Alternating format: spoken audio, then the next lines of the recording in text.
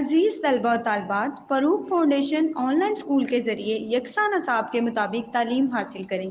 اگر ہماری ویڈیوز پسند آئیں تو چینل کو سبسکرائب کریں اور دوستوں کے ساتھ شیئر کریں اور بیل آئیکن کو لازمی دبائیں تاکہ آئندہ آنے والی تعلیمی ویڈیوز آپ حاصل کر سکیں۔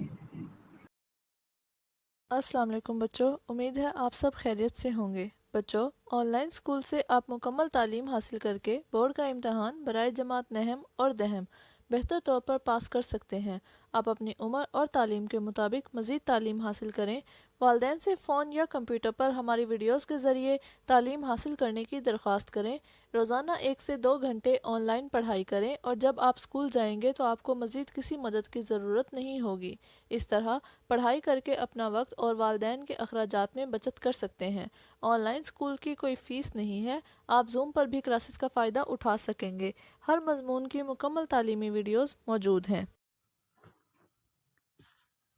بسم اللہ الرحمن الرحیم۔ السلام علیکم ڈیئر اسٹوڈنٹس، کیسے ہیں آپ سب؟ امید کرتی ہوں کہ آپ سب خیریت سے ہوں گے اور یہ لیکچرز جو ہے وہ باقاعدگی سے سن رہے ہوں گے اور اپنے امتحانات کو بہت ہی اچھا بنا رہے ہوں گے۔ اچھا جی، کلاس ہمارے پاس پیج نمبر ہے 35 اور چیپٹر کا نام ہے دعوت و تبلیغ، ٹھیک ہے۔ اب سب سے پہلے ہم بات کرتے ہیں کہ دعوت و تبلیغ کا کیا مطلب ہے۔ اس کا مطلب یہ ہے کہ لوگوں کو اسلام کی طرف بلانا، ان کو اللہ تعالیٰ کے احکام کے بارے میں بتانا، یہ ہوتی ہے دعوت اور تبلیغ، ٹھیک ہے۔ اب ہم اس چیپٹر میں جو پڑھ سکیں گے، اس کے بارے میں جان سکیں گے، وہ سارے آپ کے پاس پوائنٹس آپ کو نظر آ رہے ہوں گے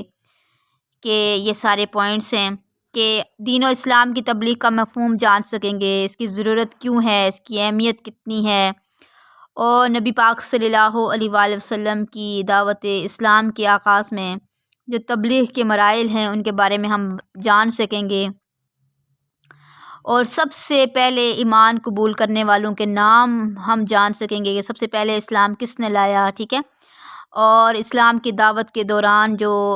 قریش مکہ تھے ان کی مخالفت اور رسول پاک صلی اللہ علیہ وآلہ وسلم کے ثابت قدمی، ٹھیک ہے، اور اس میں ہم عملی زندگی میں ان کی پیروی کر سکیں، ٹھیک ہے۔ اس کے بعد حضرت ابو طالب کے کردار سے بھی ہم واقف ہوں گے کہ ان کا کیا کردار تھا یہاں پر جب آپ صلی اللہ علیہ وآلہ وسلم نے اسلام کی دعوت دینی شروع کی۔ اس کے بعد ہم یہ بھی جان پائیں گے کہ اسلام کی آغاز میں، یعنی کہ جب شروع میں اسلام آیا تو رسول اکرم صلی اللہ علیہ وآلہ وسلم اور صحابہ کرام رضی اللہ تعالیٰ عنہ کو کتنی زیادہ مشکلات کے بارے میں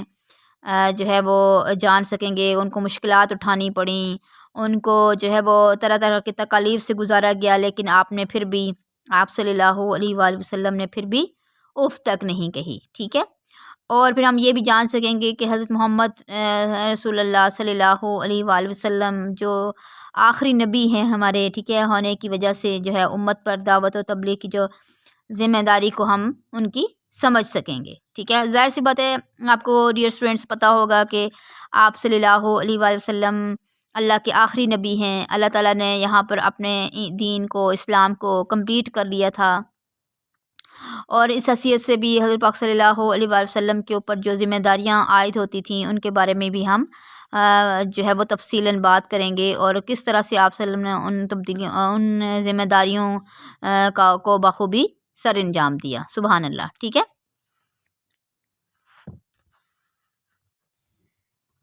اچھا جی ڈیئر اسٹوڈنٹس، اب ہم اپنا پیج نمبر 35 سٹارٹ کرنے لگے ہیں۔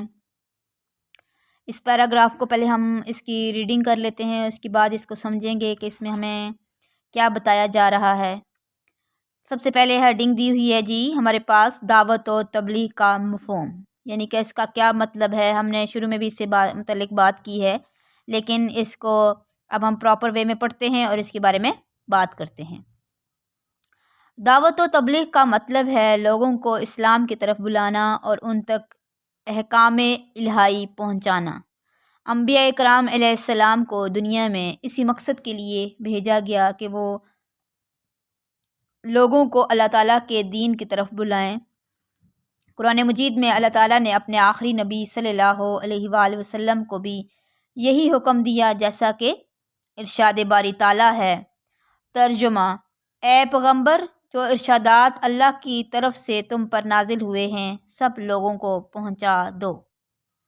ٹھیک ہے، سورۃ المائدہ آیت نمبر 67 میں اللہ تعالیٰ خود فرما رہے ہیں پیغمبروں سے۔ یہ جو آیت کا ترجمہ آپ کو نظر آ رہا ہے، پنک جو ہے وہ کلر میں لکھا ہوا ہے۔ چلیں جی آگے چلتے ہیں۔ نبی کریم صلی اللہ علیہ وآلہ وسلم نے اس حکم پر پورا عمل کیا اور دعوت و دین کا حق ادا کر دیا۔ پہلی وحی کے نزول کے کچھ عرصہ بعد آپ صلی اللہ علیہ وآلہ وسلم پر دوسری وحی نازل ہوئی۔ دوسری وحی کے بعد آپ صلی اللہ علیہ وآلہ وسلم نے لوگوں کو اسلام کی طرف بلانا شروع کر دیا۔ ٹھیک ہے، آپ دیکھیں کہ دوسری وحی میں بھی سورۃ المدثر کی ابتدائی 7 آیات نازل ہوئی تھیں، ٹھیک ہے، جس میں ہم دوسری وحی کے بارے میں جان سکتے ہیں۔ ٹھیک ہے، اچھا جی یہ دیکھیں ہمارے پاس جو ٹاپک ہے وہ ہے دعوت و تبلیغ کا مفہوم، جو ہم نے ریڈ بھی کر لیا ہے۔ اب ہم اس کی تفصیلاً وضاحت کی طرف آئیں گے کہ دعوت و تبلیغ کا مطلب ہی یہی ہوتا ہے کہ اللہ کے کلام کی طرف، اللہ کے حکم کی طرف جو ہے وہ سب لوگوں کو بلانا، ٹھیک ہے، اور ان کو اللہ تعالیٰ کا پیغام پہنچانا کہ اللہ کیا چاہتا ہے ہم سے، ٹھیک ہے، ہم کو کیوں دنیا میں بھیجا گیا، ٹھیک ہے، اور اس مقصد کے لیے انبیاء کرام علیہ السلام کو دنیا میں اسی لیے بھیجا گیا، اسی مقصد کے لیے کہ وہ لوگوں کو اللہ تعالیٰ کے دین کی طرف بلائیں۔ قرآن مجید میں بھی اللہ تعالیٰ نے اپنے آخری نبی صلی اللہ علیہ وآلہ وسلم کو یہی حکم دیا، جیسا کہ اللہ تعالیٰ سورۃ المائدہ میں فرماتے ہیں کہ اے پیغمبر، جو ارشادات اللہ کی طرف سے، آپ کو یہ بات بخوبی پتہ ہونی چاہیے کہ اللہ کے نبی نے اپنے سے کوئی بھی بات نہیں کہی، بلکہ آپ صلی اللہ علیہ وسلم کو جو بھی بات جس بھی بات کا حکم دیا گیا، یعنی کہ کون سی بات جو اللہ کا حکم دیا گیا، اللہ نے حکم دیا،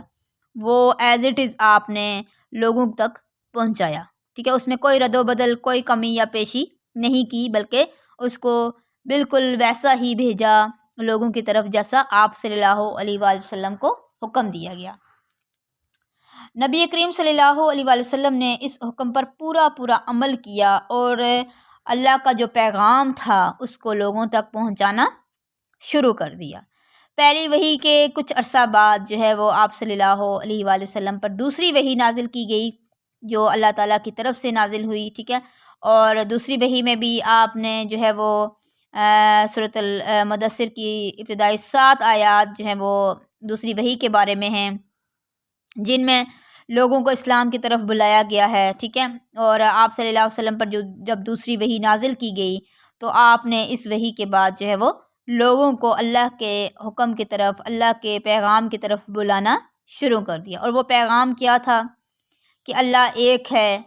صرف اللہ کی عبادت کریں، ٹھیک ہے۔ آپ کو پتہ ہونا چاہیے اس وقت جو ہے وہ حضور پاک صلی اللہ علیہ وسلم کے اسلام جو ہے وہ کا نزول ہونے سے پہلے جو ہے وہ لوگ جو تھے وہ بتوں کی پوجا کرتے تھے، ٹھیک ہے، اور اللہ کو نہیں مانتے تھے۔ تو آپ صلی اللہ علیہ وسلم نے اللہ کا پیغام لوگوں تک پہنچایا اور ان سے کہا کہ اللہ ایک ہے، قل هو اللہ احد، کہو کہ اللہ ایک ہے، ٹھیک ہے، صرف اسی کی عبادت کریں اور یتیموں کا مال نہ کھائیں۔ ہر اچھی اور ہر جو نیکی کی بات تھی وہ آپ صلی اللہ علیہ وآلہ وسلم نے اپنے میسج کے ذریعے سے لوگوں تک پہنچائی۔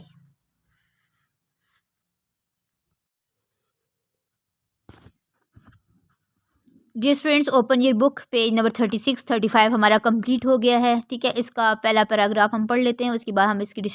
ڈسکشن کریں گے، وضاحت سے اس کو دیکھیں گے کہ اس میں ہمیں کیا کہا جا رہا ہے۔ چلیں جی یہاں سے لے کر ہم اس آیت پر تک پڑھ لیتے ہیں۔ پہلے ابتدا میں جن لوگوں نے آپ صلی اللہ علیہ وآلہ وسلم کی دعوت کو قبول کیا ان کے نام درج ذیل ہیں، یعنی کہ سب سے پہلے جو آپ نے اسلام کی دعوت دی تو سب سے پہلے جن لوگوں نے اسلام کو قبول کیا ان کے نام ہمیں ابھی جو ہے وہ بتائے جائیں گے۔ سب سے پہلے جو خواتین میں ہیں وہ حضرت خدیجہ رضی اللہ تعالیٰ عنہا ہیں، اس کے بعد جو ہیں وہ مردوں میں حضرت ابوبکر صدیق رضی اللہ تعالیٰ عنہ ہیں، اس کے بعد جو غلاموں میں حضرت زید بن حارث رضی اللہ تعالیٰ عنہ ہیں، اور پھر حضرت علی رضی اللہ تعالیٰ عنہ ہیں، ٹھیک ہے۔ اب دیکھیں، سب سے پہلے ابتدا میں آپ صلی اللہ علیہ وسلم نے دعوت و تبلیغ کا کام رازداری کے ساتھ کیا، ٹھیک ہے، اور صرف قریبی لوگوں کو ہی دعوت پیش کی۔ خفیہ تبلیغ کا سلسلہ تقریباً 30 سال تک جاری رہا، 3 سال تک جاری رہا، ٹھیک ہے۔ خفیہ تبلیغ کا سلسلہ تقریباً 3 سال تک جاری رہا۔ اس کے بعد آپ صلی اللہ علیہ وسلم کو اپنے اعزاء و اقارب کو اسلام کی طرف جو ہے بلانے کا حکم دیا گیا۔ ترجمہ: اور اپنے قریب کے رشتہ داروں کو ڈر سنا دو، ٹھیک ہے، یعنی کہ اللہ تعالیٰ کے خوف کے بارے میں، اللہ تعالیٰ کے عذاب کے بارے میں جو ہے وہ بتا دو، ٹھیک ہے۔ آیت نمبر 214 میں جو ہے وہ اللہ تعالیٰ خود بتا رہے ہیں، سورۃ الشعراء۔ اب دیکھیں، یہاں پر ہمیں بتایا جا رہا ہے کہ سب سے پہلے حضرت خدیجہ رضی اللہ تعالیٰ عنہا نے اسلام قبول کیا، اس کے بعد حضرت ابوبکر صدیق، پھر زید بن حارث، اور پھر حضرت علی رضی اللہ تعالیٰ عنہ نے، ٹھیک ہے۔ اچھا، شروع میں کیا ہوا کہ آپ صلی اللہ علیہ وآلہ وسلم نے جو اسلام کا پیغام تھا، اللہ کا پیغام تھا، وہ بالکل خاموشی کے ساتھ خفیہ رہ کر جو ہے وہ، جو رازداری کا مطلب تھا خفیہ انداز میں، ٹھیک ہے، یعنی کہ سر عام آپ نے یہ کام نہیں کیا، بلکہ خفیہ انداز میں آپ نے تبلیغ کا کام، اللہ کا پیغام جو ہے وہ لوگوں تک پہنچایا، اور صرف قریبی لوگوں کو ہی اس دعوت نامے کو بھیجا، اور خفیہ جو میسج تھا، جو پیغام تھا، وہ صرف 3 سال تک جاری رہا، ٹھیک ہے۔ اس کے بعد جو ہے وہ آپ صلی اللہ علیہ وآلہ وسلم نے اپنے جو قریب کے رشتہ دار تھے ان کو اسلام کی طرف بلانے کا جو ہے وہ سوچا، اور آپ کو حکم بھی دیا گیا اللہ کی طرف سے، ٹھیک ہے۔ یہاں پر دیکھ لیں، ترجمے میں ہمیں بتایا جا رہا ہے کہ اور اپنے قریب کے رشتہ داروں کو ڈر سنا دو، یعنی کہ اگر وہ اسلام نہیں لائیں گے، اگر وہ اللہ کو ایک نہیں مانیں گے، تو ان کو اس کا جو انجام ہے وہ بتا دیا جائے۔ جی ڈیئر فرینڈس، پھر ہم آگے چلتے ہیں، اس پیراگراف کو کنٹینیو کرتے ہیں۔ پیج نمبر ہمارا 36 ہے۔ اس حکم کے مطابق آپ صلی اللہ علیہ وآلہ وسلم نے اپنے خاندان کے لوگوں کو کھانے پر بلایا اور ان کے سامنے اسلام کی دعوت پیش کی۔ آپ صلی اللہ علیہ وآلہ وسلم کی دعوت کے جواب میں صرف حضرت علی رضی اللہ تعالیٰ عنہ نے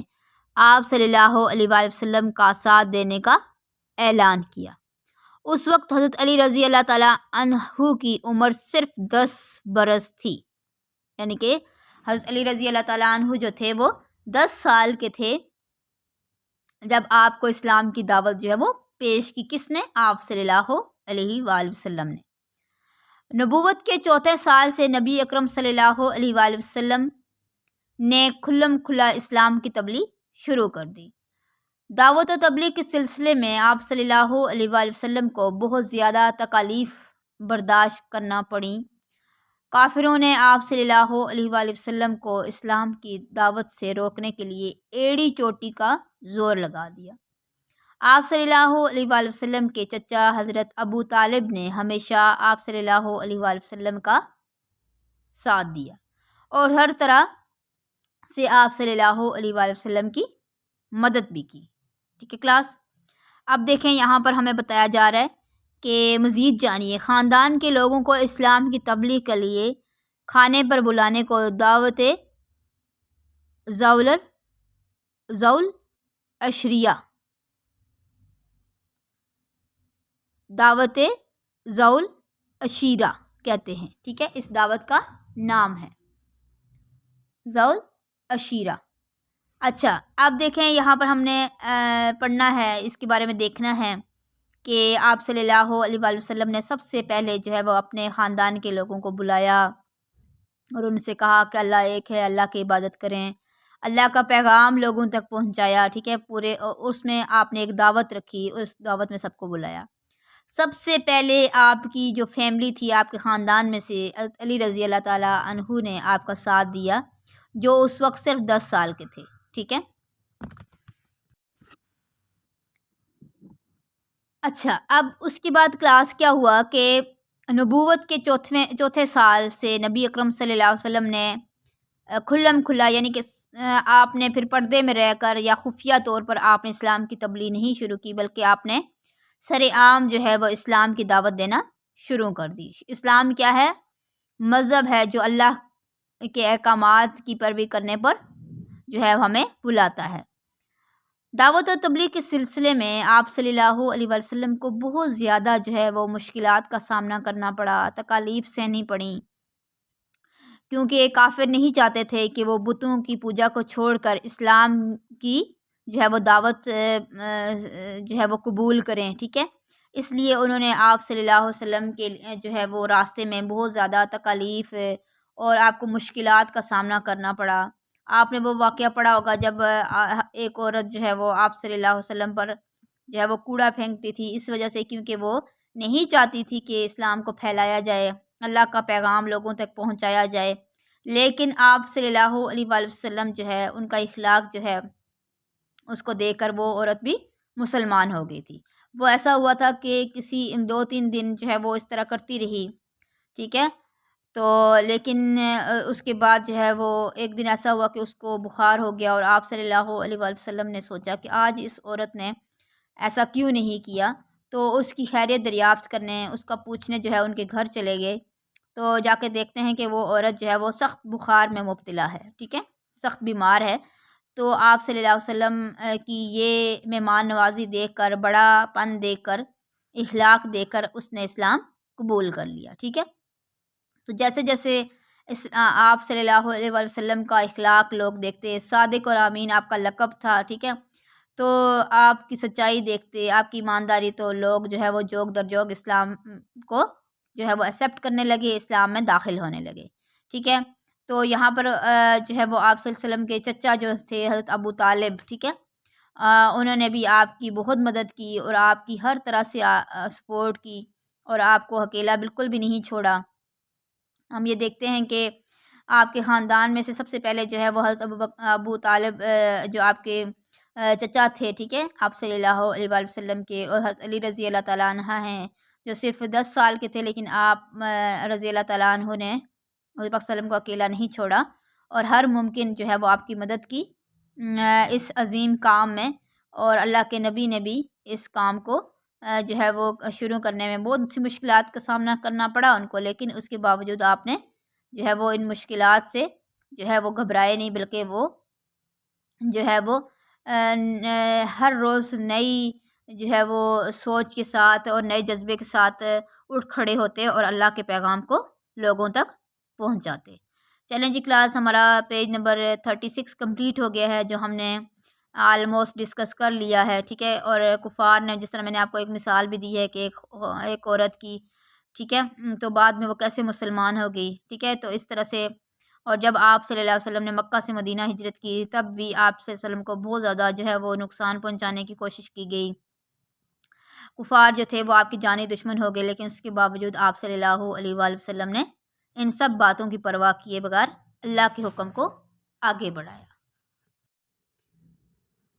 جی class, open your book page number 37، ٹھیک ہے۔ اب ہم نے یہاں سے سٹارٹ کرنا ہے کہ صحابہ کرام رضی اللہ تعالیٰ عنہم کو اسلام قبول کرنے کی وجہ سے بہت سی تکالیف کا سامنا کرنا پڑا۔ اچھا، اس کے بعد یہ 2 پیراگراف رہ گئے ہیں، ان کو بھی ہم ریڈ آؤٹ کر لیتے ہیں۔ جب کفار نے دیکھا کہ ان کی ہر طرح کی مخالفت کے باوجود اسلام کی دعوت پھیل رہی ہے، تو سب مل کر حضرت ابو طالب کے پاس گئے اور کہا کہ آپ اپنے بھتیجے کو دین کی تبلیغ سے روکیں، ٹھیک ہے، یا ان کے اور ہمارے درمیان سے ہٹ جائیں۔ حضرت ابو طالب نے نبی اکرم صلی اللہ علیہ وآلہ وسلم کے سامنے قریش کا مطالبہ رکھا، ٹھیک ہے۔ نبی کریم صلی اللہ علیہ وآلہ وسلم نے فرمایا، اللہ کی قسم، اگر وہ میرے دائیں ہاتھ پر سورج اور بائیں ہاتھ پر چاند رکھ دیں تب بھی میں اس کام کو نہیں چھوڑوں گا، سبحان اللہ۔ حضرت ابو طالب نے یہ سن کر فرمایا،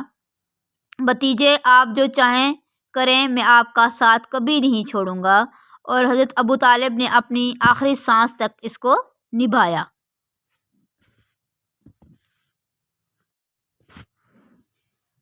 اچھا جی اسٹوڈنٹس میں ہم نے اس صفحہ نمبر 37 میں ہم نے پڑھا ہے کہ جب آپ صلی اللہ علیہ وآلہ وسلم نے اسلام کی دعوت دی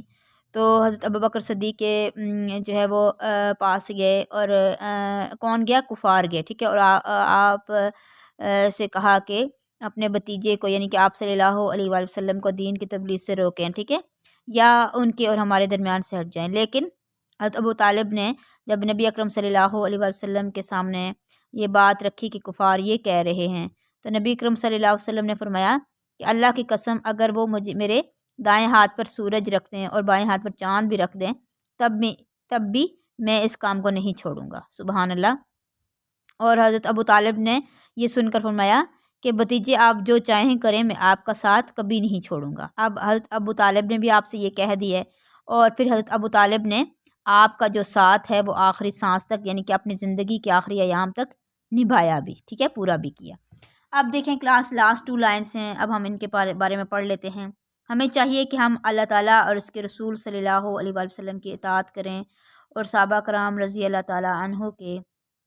نقش قدم کی پیروی کریں، اور اس راستے میں آنے والی مشکلات پر صبر کریں اور مشکلات سے جو ہے وہ گھبرا کر نیکی کا راستہ ترک نہ کریں، ٹھیک ہے۔ چلیں جی کلاس، اب اس کو ہم جو ہے وہ 2 لائنس ہیں ان کو دیکھ لیتے ہیں کہ ہمیں اللہ تعالیٰ کے جو ہے وہ احکامات پر عمل کرنا چاہیے اور رسول اکرم صلی اللہ علیہ وآلہ وسلم کی فرمانبرداری سے اپنی زندگی کو گزارنا چاہیے، ٹھیک ہے، آپ کی تعلیمات پر عمل کرنا چاہیے، اور اگر ہمارے اسلام میں آنے والے اسلام کے راستے پر چلنے کے دوران جو ہے اگر ہمارے راستے میں مشکلات آتی ہیں تو ہمیں صبر سے ان پر عمل پیرا ہونا چاہیے، صبر سے کام لینا چاہیے، اور مشکلات سے گھبرا کر کبھی بھی نیکی کا راستہ نہیں چھوڑنا چاہیے بلکہ آگے بڑھنا چاہیے۔ اور اگر ہم نیکی کے راستے پر چلیں گے تو ہمیں ہماری جو ہے وہ اللہ بھی مدد کرے گا، جس طرح سے اللہ تعالیٰ نے نبی پاک صلی اللہ علیہ وآلہ وسلم کی مدد کی، ٹھیک ہے۔ تو ہمیں ان سب باتوں کو مد نظر رکھتے ہوئے اپنی زندگیوں کو اللہ کے احکامات کے مطابق گزارنا چاہیے، ٹھیک ہے۔ تو آپ نے یہ جو لیسن ہے اس کو ضرور پڑھنا ہے، ٹھیک ہے۔ یہ دعوت و تبلیغ کا جو چیپٹر ہے یہ ہمارے لیے اس پر عمل کرنا اور اس کے بارے میں جاننا بہت ضروری ہے کہ آپ صلی اللہ علیہ وآلہ وسلم نے کس قدر جو ہے مشکلات سے ہمارے تک جو ہے وہ اسلام کو لایا، اور ہم کن جو ہے اس وقت لوگ جو ہے کن مشکلات میں جو ہے وہ پڑے ہوئے تھے، ان کی زندگیاں کتنی مشکل تھیں، ٹھیک ہے، اور آپ صلی اللہ علیہ وسلم نے آ کر ہماری زندگیوں کو آسان بنایا، ہمیں نیکی کا راستہ دکھایا۔ ہم اللہ تعالیٰ کا جتنا بھی شکر ادا کریں کم ہے۔ چلیں جی کلاس انشاءاللہ نیکسٹ جو ہے وہ لیکچر میں ملیں گے۔ اپنا بہت خیال رکھیے گا، اور یہ لیسن جو ہے وہ اس کا لیکچر کو لازمی سن لیجیے گا تاکہ جو ہے وہ آپ کو یہ معلومات جو ہیں وہ آپ کو پیپر کے لیے بھی آسان بنائیں اور آپ کی لائف کو بھی آسان بنائیں، ٹھیک ہے۔ چلیں جی بہت شکریہ، اللہ حافظ کلاس، اپنا بہت خیال رکھیے گا۔